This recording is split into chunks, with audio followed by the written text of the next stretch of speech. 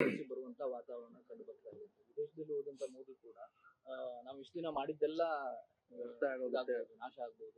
ಏನ್ ಮಾಡಿದಾರೆ ಏನಪ್ಪ ಇಲ್ಲಿ ಕಳೆದ 12 ವರ್ಷ 13 ವರ್ಷ ಮೋದಿಯವರು ಏನ್ ಮಾಡಿದ್ದಾರೆ ತಿಳಿಸ್ಬಿಡ್ಲಿ ಜನರಿಗೆ. ನಾನು ಅವತ್ತಿಂದ ಹೇಳ್ತಾ ಇದ್ದೀನಲ್ಲ, ಅಚ್ಚೇ ದಿನಿನ ಒಂದು ಶ್ವೇತ ಪತ್ರ ಹೊರಡಿಸ್ಲಿ. ಮೇಕ್ ಇನ್ ಇಂಡಿಯಾ ಸಕ್ಸಸ್ಫುಲ್ಲ, ಡಿಜಿಟಲ್ ಇಂಡಿಯಾ ಸಕ್ಸಸ್ಫುಲ್ಲ, ಪ್ರೊಡಕ್ಷನ್ ಲಿಂಕ್ ಇನ್ಸೆಂಟಿವ್ ಸಕ್ಸಸ್ಫುಲ್ಲ, ಡಿಜಿಟಲ್ ಇಂಡಿಯಾ ಸಕ್ಸಸ್ಫುಲ್ಲ, ಸ್ಕಿಲ್ ಇಂಡಿಯಾ ಸಕ್ಸಸ್ಫುಲ್ಲ. ಏನು ಇವತ್ತು ಅವರ ಆರ್ಥಿಕ ನೀತಿಯಿಂದ ಏನಾದ್ರೂ ರೂಪಾಯಿ ಮೌಲ್ಯ ಜಾಸ್ತಿ ಆಗಿದೆಯಾ? ಆಹಾರ ಪದಾರ್ಥ ಕಮ್ಮಿ ಆಗಿದೆಯಾ? ಉದ್ಯೋಗ ಜಾಸ್ತಿ ಸೃಷ್ಟಿಯಾಗಿದೆಯಾ? ವಿದೇಶದಲ್ಲಿ ವಿಶ್ವಗುರು ಅಂತ ನಿಜವಾಗ್ಲೂ ನಮ್ಗೆ ಬಿರುದು ಕೊಟ್ಟಿದ್ದಾರಾ? ಸುಮ್ನೆ ಇದು ಉಪದೇಶ ಕೂಡ ಸಂದರ್ಭ ಅಲ್ಲ. ಈಗ ಇವರೆಲ್ಲ ಹೇಳ್ತಾ ಇದ್ರಲ್ಲಪ್ಪ, ನಾವು ಮಂಗಳಸೂತ್ರ ಕಸ್ಕೊಂತೀವಿ ಅಂತ, ನೆನಪಿದ್ಯಾ? ಬಿಜೆಪಿ ಅವರು, ಮೋದಿ ಅವರು, ಕಾಂಗ್ರೆಸ್ನವರು ಬಂದ್ರೆ ಮಂಗಳಸೂತ್ರ ಕಸ್ಕೋತಾರೆ ಅಂದ್ಬಿಟ್ಟು ಭಾಷಣ ಮಾಡಿದ್ರಲ್ಲ. ಇವತ್ತು ಅವರೇ ಕಸ್ಕೋತಾ ಇದ್ರಲ್ಲ. ಚಿನ್ನ ಖರೀದಿ ಮಾಡಬೇಡಿ, ಮನೆಯಲ್ಲಿರೋ ಚಿನ್ನ ಮಾರಾಟ ಮಾಡುವ ಪರಿಸ್ಥಿತಿ ಇವತ್ತು ಬಂದಿದೆ. ರೂಪಾಯಿ ಇವತ್ತು 100ಕ್ಕೆ ಮುಟ್ತಾ ಇದೆ. ಪೆಟ್ರೋಲ್ ಡೀಸೆಲ್ 100 ದಾಟಿದೆ. ಇವತ್ತು ಔಷಧಿ ಬೆಲೆಗಳು ಜಾಸ್ತಿ ಆಗ್ತಾ ಇದೆ. ಮನೆ ನಡ್ಸೋದ್ ಕಷ್ಟ ಆಗ್ತಾ ಇದೆ. LPG ಸಿಲಿಂಡರ್ ಇಲ್ಲ. ಮತ್ತೆ ನಮ್ಮ ಗ್ಯಾರಂಟಿಗಳಿಗೆ ಬಿಟ್ಟಿ ಭಾಗ್ಯ ಅಂತ ಹೇಳ್ಕೊಂಡು ಓಡಾಡ್ತಾರೆ. ಇವ್ರ ಆರ್ಥಿಕ ಪರಿಸ್ಥಿತಿ ಸರಿಯಾಗಿ ನಡೆಯಲಾರದ ಕಾರಣನೇ ನಾವು ಇವತ್ತು ಸಾಮಾಜಿಕ ಆರ್ಥಿಕ ಸಮಾನತೆ ಇರ್ಬೇಕಂತ 5 ಗ್ಯಾರಂಟಿಗಳು ತಂದಿರೋದು. ಅದ್ರ ಬಗ್ಗೆ ಅವ್ರು ಹೇಳಿ ಒಂದು ಶ್ವೇತ ಪತ್ರ ಹೊಡಿಸ್ಲಿ ಸರ್.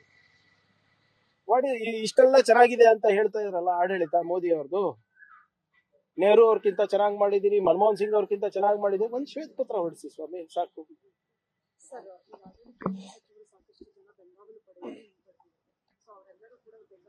ಎಲ್ಲ ನಾಟಕ ಮಾಡೋ ನೋಡಿ, ಎಲ್ಲಾನು ನಾಟಕ ಅವ್ರದ್ದು.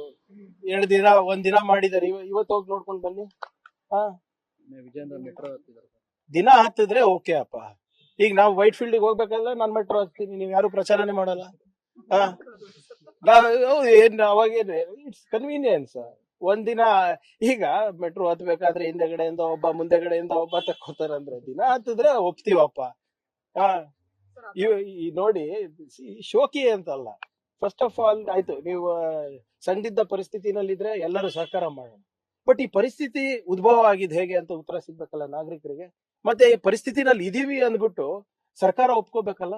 ಏನು ಇಲ್ಲ, ಅಚ್ಚೇ ದಿನ ಇದೆ, ಸಬ್ ಚಂಗಾಸಿ ಅಂತ ಹೇಳ್ಬಿಟ್ಟು ಪಾರ್ಲಿಮೆಂಟ್ ನಲ್ಲೂ ಉತ್ತರ ಇಲ್ಲ, ಪ್ರೆಸ್ ನಲ್ಲೂ ಉತ್ತರ ಇಲ್ಲ, ನಾಗರಿಕರಿಗೂ ಉತ್ತರ ಇಲ್ಲ ಅಂದ್ರೆ ಏನ್ ಅನ್ಕೋಬೇಕು ನಾವು? ಎಲ್ಲಾ ಕಡೆ ಸಮಸ್ಯೆ ಇದ್ರೆ ಒಪ್ಕೊಳಕ್ ನಿಮ್ಗೆ? ಒಪ್ಕೊಂಡ್ಬಿಟ್ಟು ಅದಕ್ಕೆ ಪರಿಹಾರ ಕಂಡ್ಕೊಳಕ್ ಏನಿದೆ ನಿಮ್ಗೆ? ಸುಮ್ನೆ ಇದು ಸೈಕಲ್ ಹತ್ತೋದು, ಒಬ್ಬ ಮಂತ್ರಿ ಇನ್ನೊಬ್ಬ ಮಂತ್ರಿ ಬೆನ್ಗಾವಲ್ ಬಿಡೋದು, ಇನ್ನೊಬ್ಬ ಮಂತ್ರಿ ಇನ್ನೊಬ್ರು ನಾಯಕರು ಮೆಟ್ರೋ ಹತ್ತೋದು. ದಿನ ಹತ್ರಿ, ದಿನ ಕನ್ಸಿಸ್ಟೆನ್ಸಿ ಇದ್ರೆ ನಾವು ಒಪ್ತೀವಿ.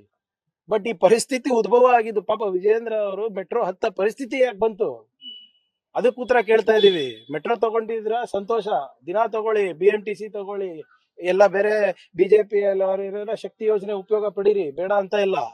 ಆದ್ರೆ ಈ ಪರಿಸ್ಥಿತಿಗೆ ಬಂದಿದ್ದು ಯಾಕೆ ಅಂತ ನಾವು ಕೇಳ್ತಾ ಇರೋದು.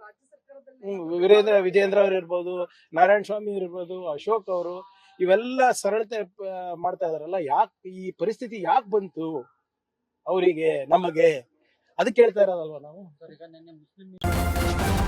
ನ್ಯೂಸ್ ಫಸ್ಟ್, ನಿರ್ಭೀತಿಯಿಂದ ನಿಮ್ಮ ಪರವಾಗಿ.